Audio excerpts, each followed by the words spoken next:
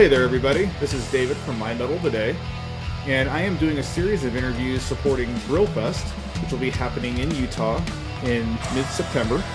And today I am working with one of the bands on Triune, who is, I believe, they're from Colorado, actually, correct? I should know Absolutely. this. Yes, good. I got it right. Good.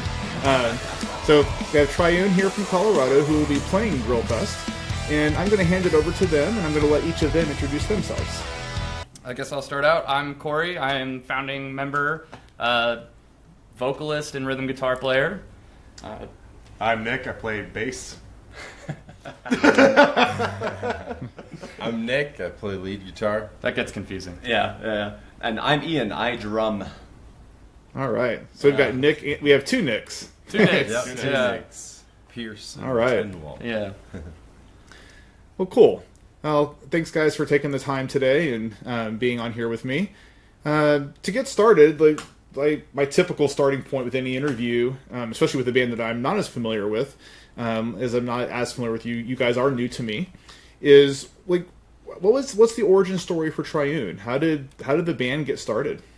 I'd really say it kind of started with a need for self-expression back in about 2021. I had previously been in a band with Ian in a town up north.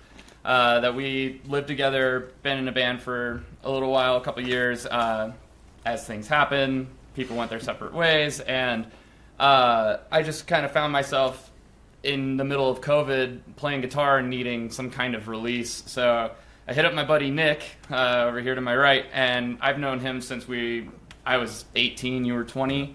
So we've known each other for about 12 years now. So I thought back to him, and we kind of started getting together. But it wasn't until about 2023 where we brought Ian back in, and we debuted at Denver's first Death Fest at Trailside Saloon, thrown on by Swinging News Productions, and first and only so far. But it was just a blast. And then we started doing a lot of the creation process, and piled our album together, and at that time I was actually slapping the bass as well as playing rhythm guitar, and we would, have it pre-recorded for our live performances, and it would just play out through the subs. Get my most recent job, and in walks Nick Tenwold and just says, "I want to be in your band," and I just I was like, you're like the only person, because I'd heard about him. I was like, he's about the only person I'd probably say absolutely yes right away to, because you can tell them a little bit about yourself, but... Well, the moral of the story really here is that you should walk into liquor stores and ask people for jobs. Yeah. Never be afraid to ask for help. Just don't tell me your sob story. But yeah, he has completely changed our sound. Unfortunately, none of our songs on the album currently feature him. They all feature me and my fumbling ways compared to him. But he has been a complete dynamic force, and force of nature to the band, and has completely changed our sound. And his takes on our old songs are so creative. We're honestly thinking about doing like a Taylor's versions of our three of the songs, right, just so we can re-record him and have his parts be present and just kind of, be goofballs and not take it too seriously. But we just want to deliver him to the world sooner rather than later. He's our big baby boy. So we were playing shows without a bass player for a while, and we were not wanting to add anybody that wasn't going to push us to the next level. Yeah. But now that we have Nick in the band, it really wasn't a full band until we had Nick. Right. The album was great. Corey did great playing bass on it. I was learning how to be a metal guitarist because my roots didn't start there. So, and then Ian coming in changed the game unbelievably because his drumming is amazing. So it was just really a culmination of the three of us and what we could do. Can we do this? That was like a part of the theme of the album. Is like, can we do this, right? Climbing the mountain, looking in the mirror. Some of those songs are like, can we do this? All about Corey's the musical asking process, him, right? But with the addition of Tenwall, the stuff we're doing now is like miles ahead. Full and, circle. We're so excited to bring that to the table. But yeah, the album was really just a culmination of us three, figuring out what we could do, you know. But yeah, we're super excited to be a full band now. Yeah. Like we feel like a real full band that we're gonna like deliver all of our creative expressions together, forward. So, well, that's cool. No, thank you for sharing that. No worries. Good segue to the next, like, kind of just a follow-up thread on that. What would you say each of the influences that you bring to the band are? It sounds like there's a bunch of different influences in general. So, for each of you, what are some of them?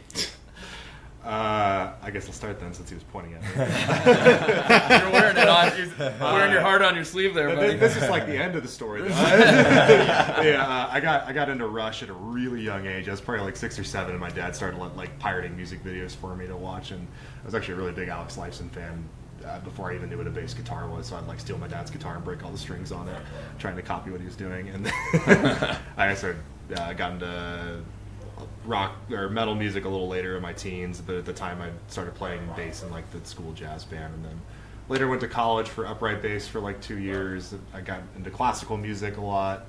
I dropped out because I'm a bad student. And then now I'm here, and I got really, really into prog music even more so in the early 2020s, and started really practicing very hard. Got really hip to these guys, Consider the Source, and now I take lessons from their bass player. Really, really great stuff to feed yourself with. A lot of world music influence as well. I ended up taking a klezmer gig in like 2017. I literally just said yes over the phone, then turned to my roommate and I was like, "What the heck is klezmer music?" Yes. So yeah, I have a lot of influences. I didn't listen to metal a whole lot, like take it very seriously. I just thought it was like kind of fun. I never like learned how to play metal until I got with these guys, and I heard like Corey playing pick bass on the album, and I'm like, okay, I can slap. I have zero idea how to play with a pick. I wish I did. It's really cool, but I can slap pretty well. So I started transitioning a lot into that sort of stuff, like kind of double thummy, like just because it gets really aggressive. So a lot of different pooling influences there that don't necessarily reflect metal music, but so they've converged into that. I think that is kind of an overall. That's the theme. Through line for us. Absolutely. I think if anyone's the most like raised by metal, it's probably me. I was like nursed by Tool and like Metallica and Godsmack. I was like 4 years old playing like I think Animo was out by that time, 4 or 5. So I was like I'd steal my brother's CDs and listen to them, and really got big into like butt rock back then. And then I just remember thinking like Freddie Mercury of Queen. I just always wanted to be like a combination of him and James Hetfield. And it wasn't. I was raised around music, and I went to I had choir since 4th grade or whatever, but had this really bad imposter syndrome most of my life, not being able to think that I could be as cool as people like these guys surrounding me. And it wasn't until I finally I was like 24, and I like buckled down on guitar, and that kind of just led to everything where we are now. I think a lot of the influences still for the band are like Tool and Mastodon and Opeth. As far as like a metal thing goes, but I mean, we are all avid jazz listeners. We're super into Yusuf Days, if you've ever heard of him. He's a absolute virtuoso drummer from South London. So new and old influences, things that you wouldn't expect from metal for a lot of us. But I'll hand off to Nick for his influences. Yeah, so for me, I have older parents, so to speak, and guitar players like Jimi Hendrix, Jimmy Page, Jeff Beck, like some of the blues players, David Gilmour, Pink Floyd, Zeppelin, rock, blues, Jimi Hendrix, huge one for me.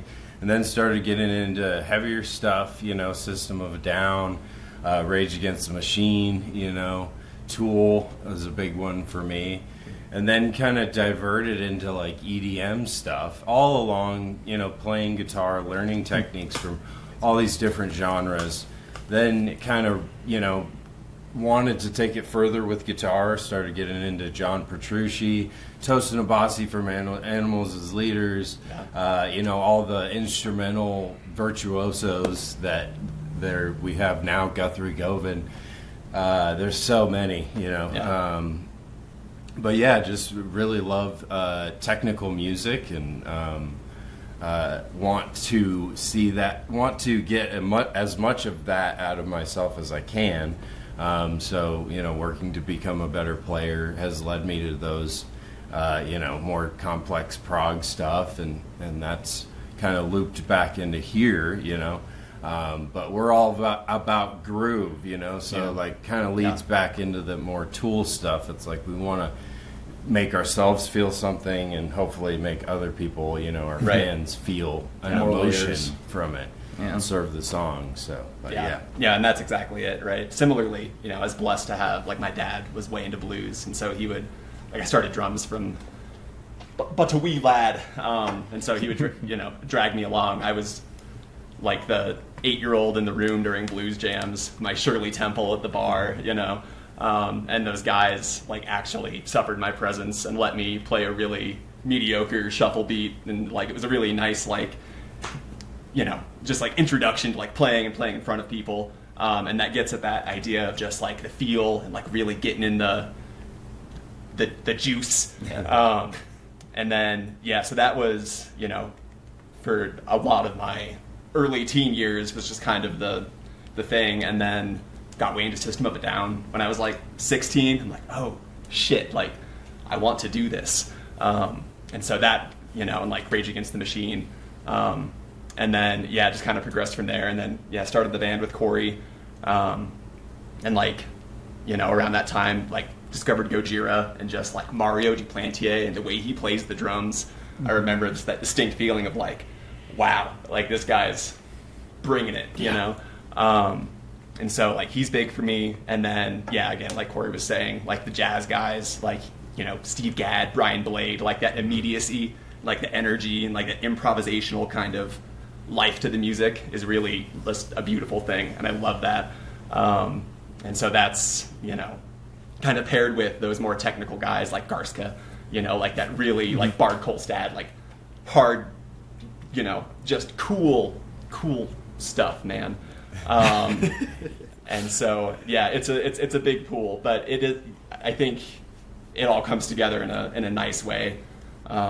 Individually and as a collective, right? Definitely. Yeah. I think that's another through line of Triune is, other than really me, these guys don't usually often play the same thing live, so you're getting like it's within the ballpark, of course, but it's just like these guys are such incredible musicians that they can just have a feel to what they want in that moment, and I think it definitely shows itself live.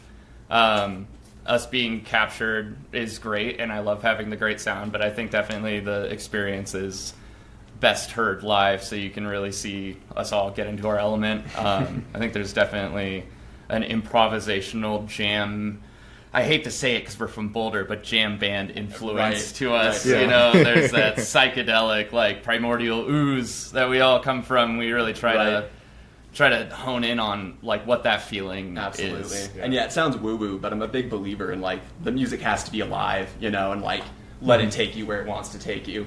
And I think there's just a lot of power there. But yeah, it's pretty much our influences at the moment, and they're ever changing. Right. Yeah. Always finding new things. So we just want to be like something you've heard before that you've never heard before. Yeah. Yeah, I'm a big believer that, music is a lot about feeling. And, whether, like, and I know plenty of bands, of course, like, I've asked questions of a variety of bands during interviews, and, well, what made you decide to do this versus that, or when do you make a decision? But, like, a lot of times there'll be a lot of bands that will have both extreme and clean vocals, as you guys do. Like, well, when do you make the decision to do this versus that? Like, well, it depends on if it feels right. I've heard that a lot from bands. It's interesting you mentioned the some of the stuff is maybe done a little bit in an improv way at times, live, where maybe you're not exactly playing the same thing every time. There's a band that I saw in an interview actually at Legions of Metal called Professor Emeritus. They're kind of more of a power doom band, really good stuff. And their drummer, whose name I'm going to blank on at the moment, I want to say it's Chris, but I might be wrong. He's a fabulous drummer as well. And, the first track on their latest album, he's like, when I play it live, it's got all these crazy, like, jazzy kind of fills at the end. He's like, right. Yeah, I never play the same thing twice live. Like, I never know. I just Love kind of that. do what feels right. And so when you said that, it made me think of that. I really I love that. Right. Definitely send us them, because I would love to talk I'll with check that anybody out. who has our same kind of feel. We're always looking for like-minded individuals to party with across the United States. So Yeah, absolutely. share Absolutely. the open road. Well, it reminds me of that. I think it's Frank Zappa. Is like, his approach to a guitar solo, as he describes it, is he knows how to play the instrument, and when he gets there, he'll figure it out. It's like, Yep. I dig that. I think Yeah. I'm too petulant of a child to remember to play the same twice. Well, you've alluded to it a good bit already, but let's talk about the self-titled album that came out in 2025. I think it came out February or so of last year. So it's been about a year and a half at this point, and it sounds like you've had a new edition since then. So you're already thinking about how is that going to potentially change some things, or maybe you may even have a new kind of feel or vision for some of those songs, and obviously the new material, which we'll get to a little bit later. But let's just focus on that album for a second. Can you describe your approach to writing that album? What did that look like for you, and how did you kind of land where you did? I'm curious, kind of what your approach was to this debut album. I think it definitely evolved over the making of it. I think that it takes, I'll just say this first, it takes us a long time to write songs, months and months. I think we spent 5 months on the last song we just wrote, and we still don't consider it fully done. But I think it kind of started from I want to be just like Michael Ackerfeld, to opening myself up to not playing as much and playing easier things and focusing more on my voice. But I think it really kind of, the first album revolves around the riffs that I wrote in a DAW pretty much, and then we kind of compiled them, brought them together, said, what do you think about this kind of thing? And that really was kind of the way we did things for almost all of it. I think there was maybe 2 songs that I almost entirely just wrote guitar parts after guitar parts, and illustrated rough ideas. I would never try to dream about writing drums for Ian, though. I am not that kind of guitar player who's here, play these 64ths. But I just, again, I want to be some kind of background color to the details of their Bob Ross painting kind of thing. So I think that it kind of started that way, and has since evolved to be more of a let's record everything, jam everything, find those organic riffs and moments that we really, really like. But yeah, I'd say that's a lot about how the album came about. I'd say it's also just, like we mentioned earlier, it's about making music and being yourself and kind of discovering yourself a little bit. There was, I know, I've always heard that there's a secret order to Lateralis by Tool, but there was actually an original order of the songs that had a through arc kind of story, and I decided to just kind of throw that to the wind because I didn't really feel like it needed that gimmick. So The Mirror was always kind of a song about our first show, and some of the influences that we had from the people that we played with, who also ended up being the engineers and producers for our album. So it was a lot of inspiration. The voice you hear at the end is Ben Gleason, who is our producer and one of the engineers. He's part of an amazing prog rock / metal group named Source, who is also from this area. their drummer, Justin Mirark, he's an incredible drum engineer, everything else kind of engineer, a wizard behind the desk. We really appreciate those guys for what they did. They really made us sound incredible. But I digress. So the mirror like ended up being kind of about that first show, and it felt kind of full circle to bring Ben singing in on the end of it, to be the voice that kind of jolted me into saying like what a musician was supposed to be like. The professionalism and the friendliness and like the quality that they brought forward was just mind-blowing when we first saw them. So, and we developed a very deep friendship over the next few years. But then like something like the mountain, like Nick was mentioning, is the mountain that every artist has to climb. It's that peak of like you want to get to be this imagined thing, this perceived thing, and you can't do that without sacrificing a lot in your life, be that, you know, relationships or time with people or family. You know, I wouldn't say that we're necessarily to the point where we're not like going out for months at a time on tour yet. I mean, we're all 9 to 5s. He's a dad. So, you know, rock on to all the dads out there who play in bands and tour.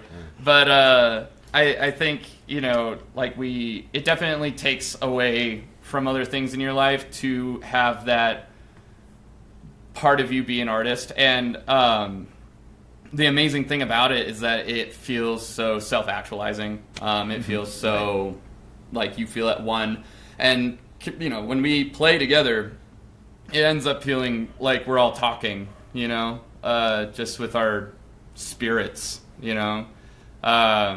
So I think a lot of that kind of energy was what the album was written around. Phrygian Tongues was, I mean, and they're all based off psychedelic trips too.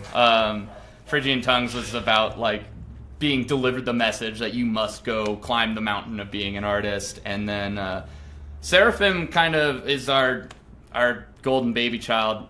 We love that song, and that song came from a very heavy psychedelic experience that I had out in Utah, of all places. Maybe I shouldn't say that on the thing.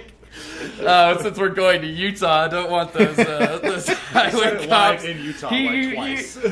You do what you will with that about posts. But on our way to Utah to have a psychedelic experience again. But yeah, it was this like transcendent kind of like Gandalf the White, gone for 1,000 years feeling, and I wrote that song about that feeling. It was kind of the last one that I really wrote like in the DAW, where I just did part to part, and it kind of felt like the final nail in that coffin of like, let's open things up, let's be more like what this song does organically, is I think kind of what we're shooting for now. So kind of a long-winded explanation, but the album is definitely just like, be yourself and discover yourself, and sometimes it's going to be really hard and ugly and may not work the way you thought it did, but it's happening, and you can only go up from there. So that's kind of where we're trying to aim. No, cool. Thank you for sharing that. And I love the story. I wouldn't worry about it. That's a fun story. Because I love the fact that it actually inspired that. So you're tying it directly to a personal experience. And as you mentioned earlier, like music's a lot about feeling. It's tied to personal experience. It's your platform and vehicle for expressing emotion, expressing yourself. Right. And clearly you're doing that. So that's really cool to hear. Maybe as a follow-on question, and maybe for some of the other guys, some of your favorite songs from that album, like maybe each of you favorite song and why. Who wants to start? Nick? Yeah, go for it. Put you on the spot. That's a good question. So yeah, I mean the big thing for me on that album is it was me coming into Corey's writing, right, and me figuring out how to be a metal lead guitar player. So yeah, a lot of it was that, and then Ben's like advice, kind of direction a little bit, and then fighting Corey on that, and Corey saying, "Yeah, no, I have the last straw." But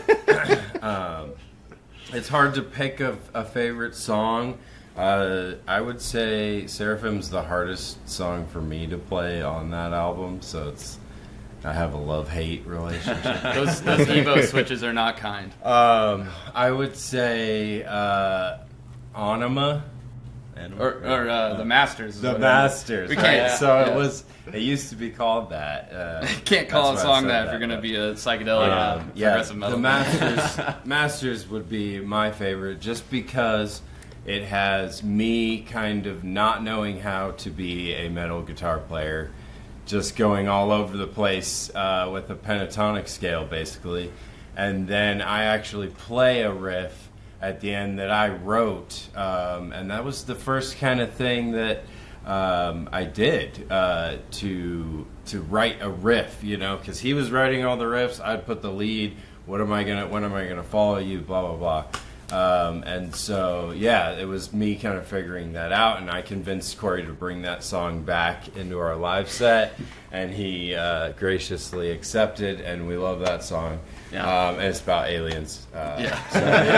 Anyway. Another experience in the desert was great. Right. Got a great ending, really hard ending, too. So. Yeah. What about you, Nick? You're not even on the album. But... No, my favorite's Phrygian, not Phrygian Tongues. No, it is Phrygian Tongues. We play that live all the time. right. All the time. Maybe it's tough. I like playing Wildfire just because it's an absolute go as hard as I can for no reason song. Get the people going. Yeah. There's something about watching everybody try to kill each other. But I do really like the ending of Seraphim, the kind of middle end to the ending. I just really love that part, even though I'm literally just playing straight chugging C sharp. It's the least technical bass playing I probably do out of any of our songs, and it's probably some of my favorite, just writing in general, just the way the vocals come in, the part I'm thinking of. Yeah. What about you, Ian? Yeah, it's hard to say an absolute favorite. I think they all complement each other well, which is something I am pleased about. Because Seraphim is such a multi, odd time signature trek. And the intro is so rad. I always love the intros. Yeah, the intro's fun. Similarly, Wildfire is just a hoot. We tend to end sets with Wildfire. And it's, straight ahead, 4/4, just head-banging fodder. So that's just wonderful. Phrygian Tongues, I love that middle section. Yeah, kind of. Or David Gilmour. The David Gilmour part. Yeah. But yeah, I think number one, The Mountain, of course. Yeah, haven't really mentioned that. Yeah, right. Our first soiree into true odd time was kind of The Mountain, and keeping a song pretty much odd almost the entire time. So. I think it is just 5 straight through, right? Yeah, 5, and then there's a little section of 11, which is just so friendly. So friendly. Why does that song go into Right. I count everything. I think that definitely kind of shows where we're going to. Is we've definitely wet our whistles on odd time now a bit more, and we're really trying to get into that groove. And then using even as something that's much more comfortable, right? Kind of a safe harbor before you cast the fine people off into 13. Yeah, right. Yeah. So I'd say that probably sums that up. Yeah. Reminds me of a funny story. I don't know if you guys know the band Wheel or not. They're really good, love them. kind of great djenti prog metal band, and they recently toured North America, and I did their VIP. The first time I'd ever offered a VIP, and so of course they play a song acoustic, which is fun, and then there's just lots of questions, and had a bunch of musical nerds just like myself in the VIP. So someone starts suggesting some, hey, have you ever thought about like this set of polymeter, like giving some different things? And James, the lead vocalist and rhythm guitarist, he literally starts thinking. He starts like, well, you would do this and this and this, and then the drummer said, "No, guys, no more polymeter questions. We're gonna have to kill James if you do that." So it's just pretty fun. Like it was fun, like seeing the gears grind, because I think Wheel does such a great job of having all the various rhythms converge together eventually. And so like if you don't know a song of theirs, even figuring out where to headbang or how to headbang is really hard, which is always fun to see people who are at a Wheel show like, I don't know what I'm doing right now, but it sounds good. I love it.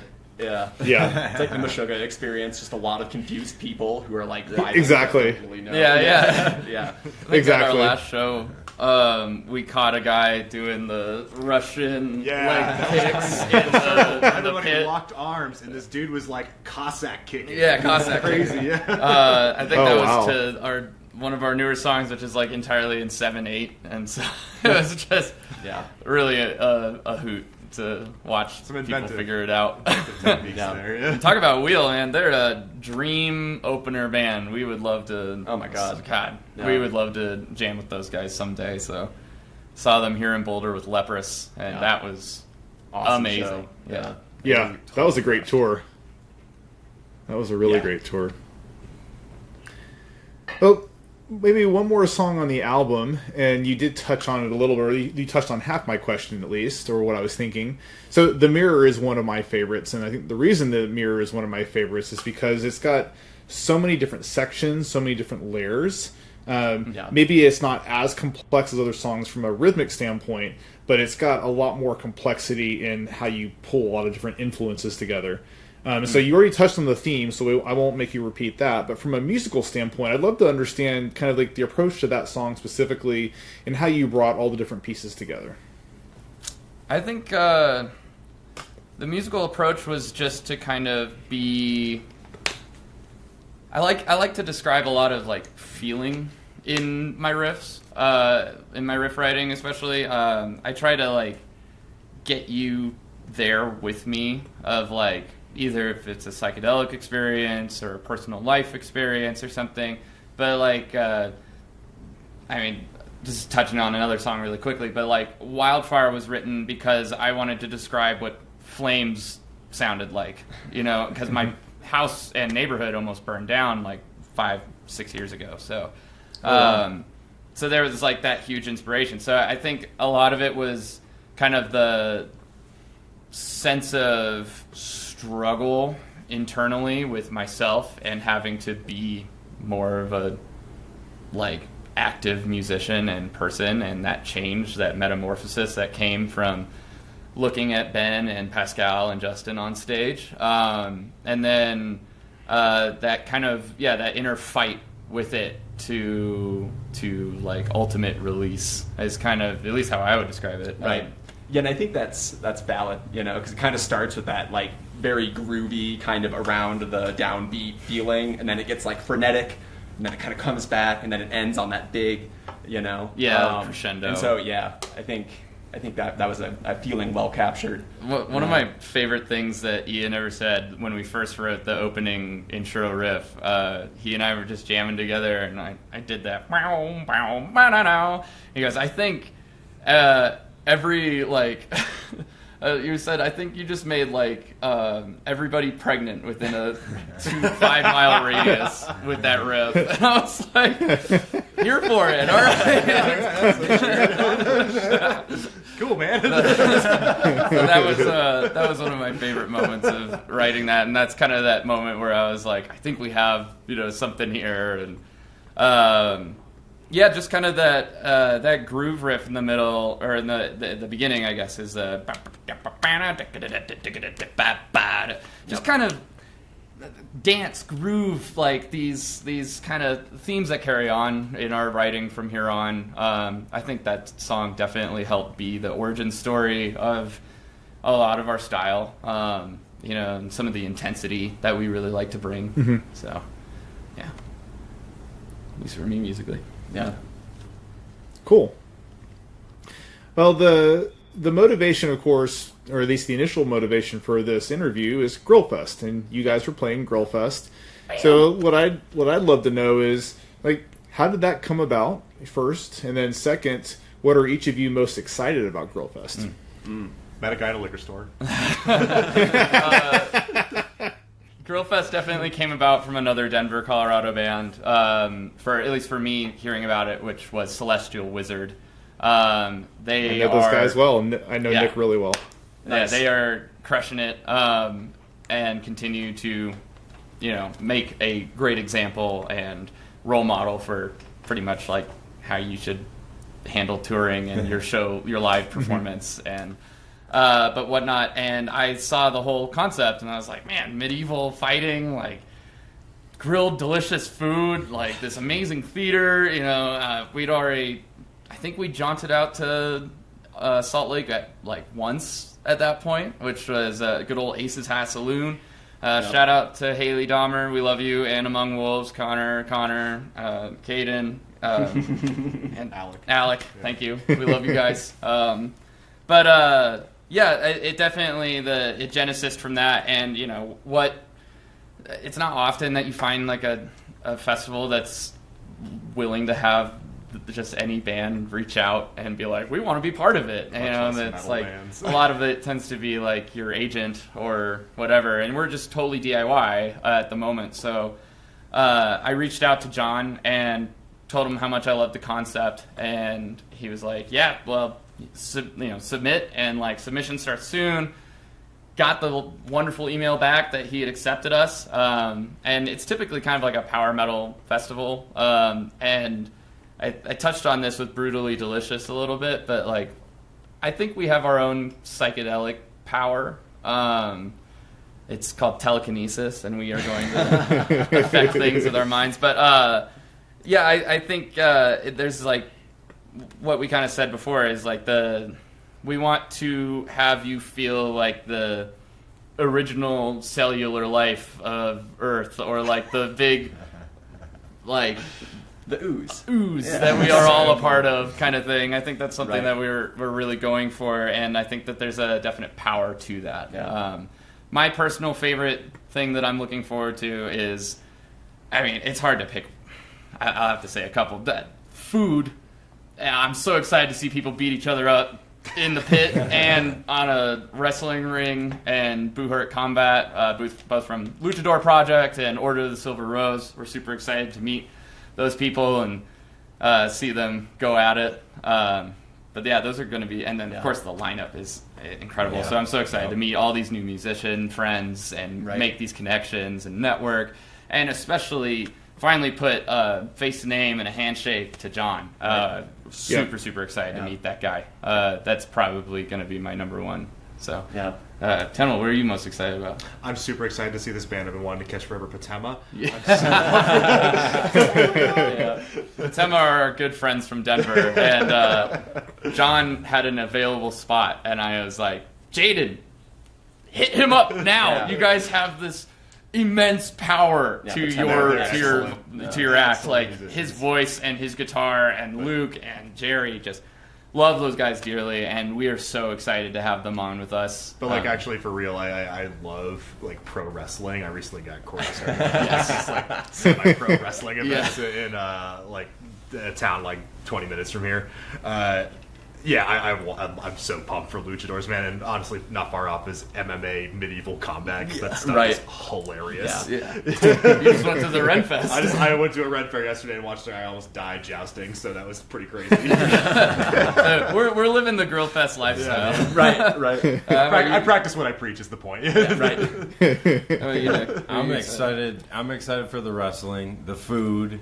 And the crowd, to play for a crowd like that, see all the other bands, but play for a crowd like that. That's going to be awesome. Yeah, we're so excited about that. Yeah, kind of in the vein of the ooze.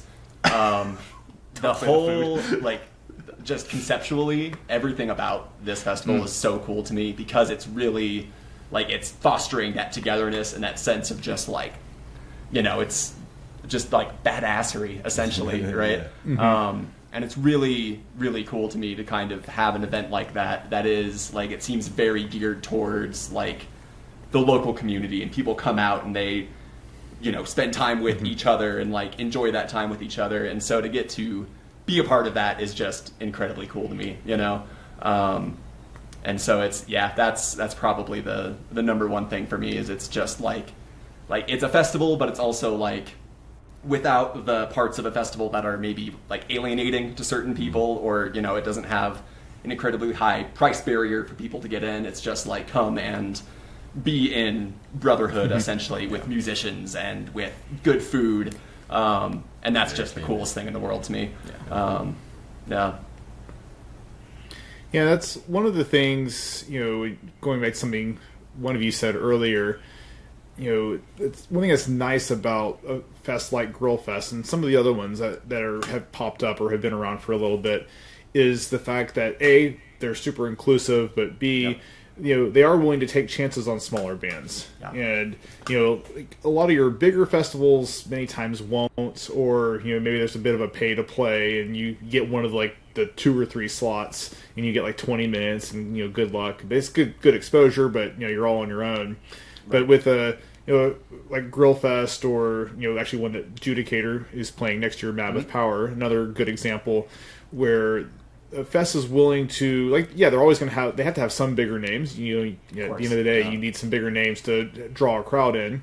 But you can have a lot of bands that are up and coming or get that first opportunity. And a fest is such a great opportunity to find a new band, get to know a band, and, you know, get that bigger audience that you may not get. I mean, you know what it's like. You play small shows. You know, it's a grind, even just growing an audience.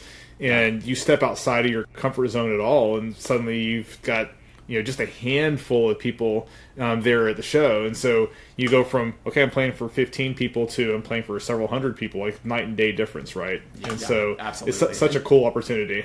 It's incredible. Yeah, absolutely. Yeah, really excited for that. Yeah. Yeah, and it's really cool to see John doing this, because I've been a big Judicator fan for a while.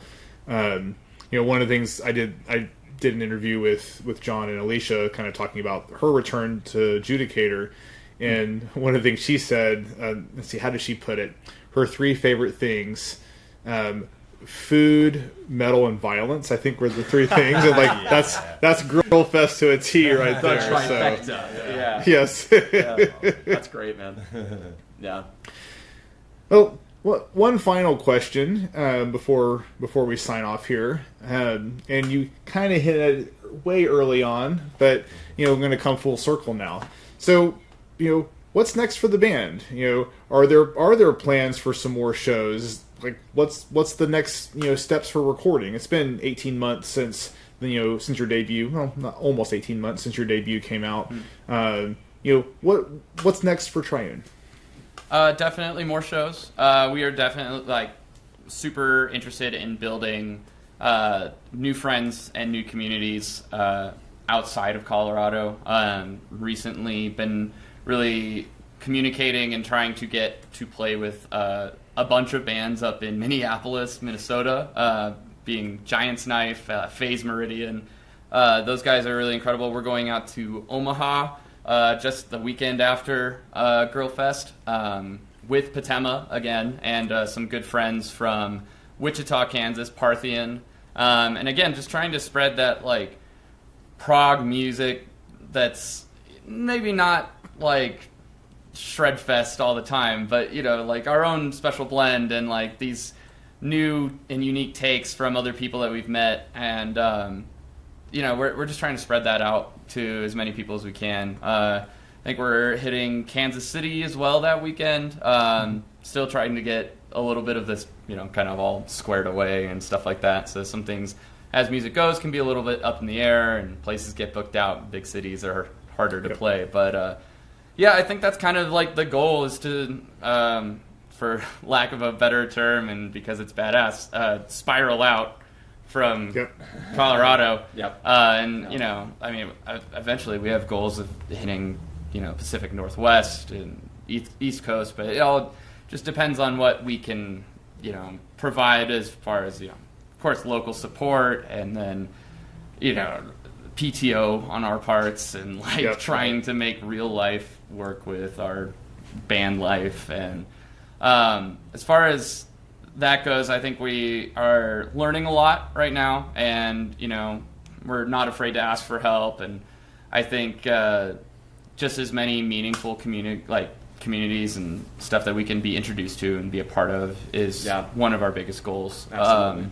Just meeting really incredible people. Yeah. And already, I mean, we've been so blessed to meet the people that we've met, like Louder House crew down in Farmington, New Mexico, Ace's High Saloon, just to name a couple.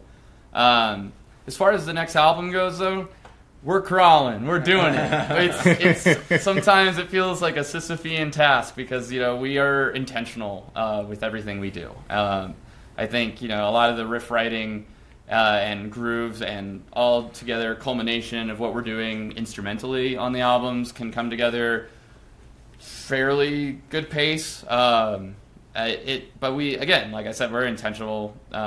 We want everything to have its moment in the light and like have a reason for being there.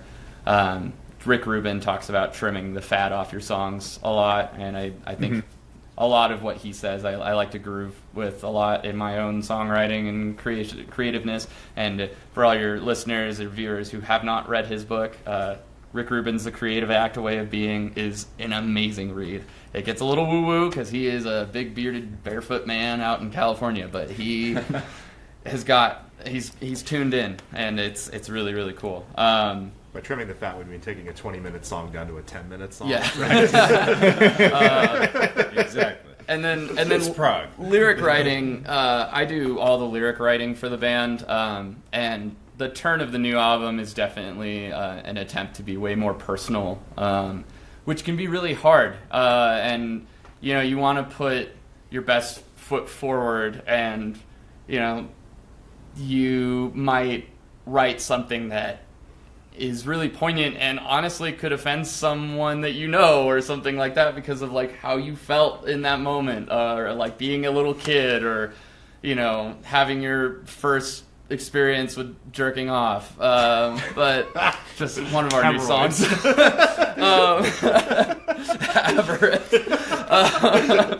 So I think a lot of that has been like, again, we want to be intentional, so it's a long slog, and we enjoy nothing more than diving straight on into it. And we don't know when it's going to happen, but we're 4 songs in right now, so we're feeling pretty optimistic for a pretty good timeline. Maybe within the next year or so, we'll be hitting the studio. So that's the hope. Yeah. Just trying to be way more fun too, like we'll just grab our delay pedals and twist knobs and make fun, crazy noises. Yep. Just to, do something you've never done before. Yeah. It's kind of a lot of like where we want to go with this, I think. And I think we definitely have like much more of at least this album is developing like a much more rock and roll vibe sometimes, and I'm here for it. Love it. It's fun to create stadium riffs in 5/4. So there you go. Yeah, I think in a broad sense, right? Just kind of getting to know ourselves musically and personally, or getting both familiarizing ourselves and also with the creative process, and kind of just exploring the direction that takes us. Because, like we were saying, with Tenwald on board, he's just like a whole other creative melodic voice, complete and so catalyst to right, the band. exactly. It boils down to me thinking, what's the most uncool thing I can do to Ian right now? Right. For Subdivision. Right. No, exactly. And just grabbing that tiger by the tail and seeing where it runs off to, essentially. Yeah. Yeah, that's exactly what we're gonna get up to as soon as we're done here. Is we're gonna be grabbing the tiger and seeing where she takes us. So we're hoping for more songs to come out pretty soon. We will be playing several new songs for the crowd at Grillfest. We're really excited to debut a new one, especially for Grillfest. So keep your eyes out on that for sure. Definitely has a lot to do with even like the origin story of the name of the band. So really excited to bring new things to new people. Yeah. Cool stuff. Awesome. Well, one thing, going back to as you were talking about the spiraling out, I am Seattle based, so if you ever make it out to the Pacific Northwest, I'll definitely be there. There's no question about it. My man. We want to be there. Yeah, we love that area. So absolutely. We've got a cool scene up there too. We have a pretty no decent doubt. growing scene, growing local scene, and unfortunately, a lot of big tours, not all of them, more have gotten better, but it does seem like a lot of tours will skip the Pacific Northwest because it's just out of the way. It's hard to get to, but. We've got such a good scene up there. Seattle, Portland, Vancouver, BC. Just a lot of great local bands and a lot of cool venues. So nice. It really seems like we're in a cool moment, and maybe I'm just seeing it for the first time because of the position we're in. But like those scenes are really developing.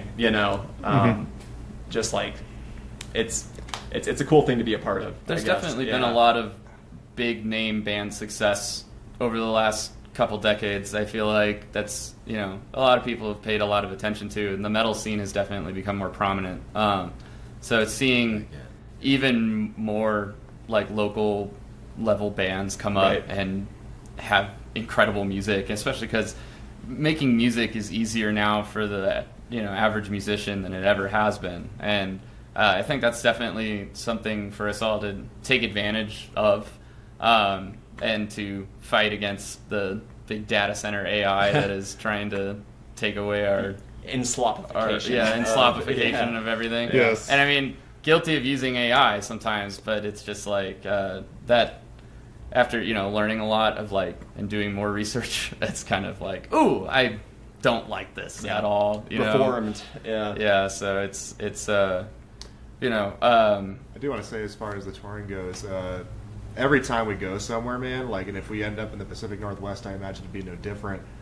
People are so nice. Oh my God. Holy crap, man.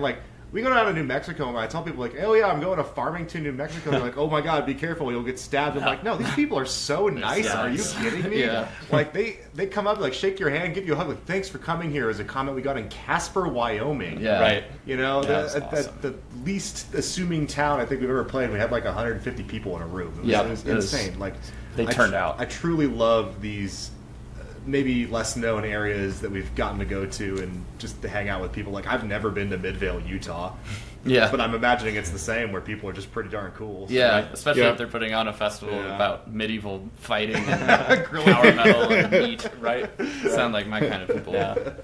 So, that's definitely been kind of what we have seen, and it is just really cool to be a part of just this moment in time, and to be grateful for the things that we can do as long as we can do them, because current situations have gas prices astronomically high, so we paid so much money on diesel for our last tour, and we didn't even go that far. So it's in a time when it feels like the world is really bogging down on all of us, no matter what your affiliation, I think it's really cool to have moments like Grillfest and moments like we have in the garage, where community and that relationship and that communication with others, connection, it's vitally important. It's so more, and getting off the fucking internet, just but watch this interview. Follow us on Instagram because we need that for some reason. Get off the internet and listen to us on Spotify because don't listen to us on Spotify. Come buy our CD. Come buy a vinyl from us. That's what I like, and that's honestly been one of my favorite things about especially fans of us has been they want the physical thing, and that feels really gratifying and validating. So I think that's kind of where we're all kind of mentally at right now, and we want to do it really bad. We just want to be out there and doing this constantly, but real life happens. Yeah, no, I totally get that. Just a couple of quick follow-ups, and I say this a lot during my various interviews, if you like a band and want to support them, buy their stuff. Spotify and other streaming outlets are great for discovering bands, and it's great for ease of use. Right. But we all know even big bands don't make money off of streaming. Yep. So bands make money off of merch. Pretty much end of story. So if you like a band, buy a t-shirt, buy a vinyl, buy a CD, buy a patch or a pin or whatever it is that they're selling. Go to their shows, support live music, whether it's at a festival or some little tiny bar out in the middle of nowhere. Like, go support live music. It's super, super important. Yep. And then the other thing I'll call out is, we've all seen, you touched on AI, we've all seen just the proliferation of AI, and I'm a tech nerd. I'm a software engineer by trade, and I've been a software guy my entire life. So the geeky, nerdy side of me is like amazed at just all the incredible progress that we've made in that space. Yeah. But I'm very adamant that AI is a tool that's appropriate for some things. It does not replace our creative spirit. So, absolutely. I don't use AI for any of my writing. I don't even use the AI noise reduction and things like that in the tools for interviews because they suck. They actually ruin it. It takes away the life, and I don't want my interviews to sound like plastic, and I definitely don't want my reviews to sound that way. So I don't use AI to cover creativity, because if a human's creating something, why would I use not my own brain to do the same thing? So let's not have AI replace our creativity. Continue to be creative and support creativity. Yeah, 100%. Yeah, it's a sort of spiritual death when you make the decision to not engage in an act of creation for the sake of convenience. I think bold statement, but I think us existing and inhabiting meat space, it's like, what are we here to do if not make something, right? And be creative, right? Yeah. Well, cool. Well, thank you guys for your time today. This was a lot of fun. I always enjoy these conversations, and especially with a band that, as I mentioned at the beginning, I wasn't as familiar with and became familiar with because of Grillfest. It's been fun getting to know you guys a little bit, both through your music as well as through this interview. So thank you again for taking the time. Yeah, thank you so much. Yeah, right back at you. Yeah. All right. Well, everybody buy tickets for Grillfest, and everybody stay metal. Stay metal. Metal of the day.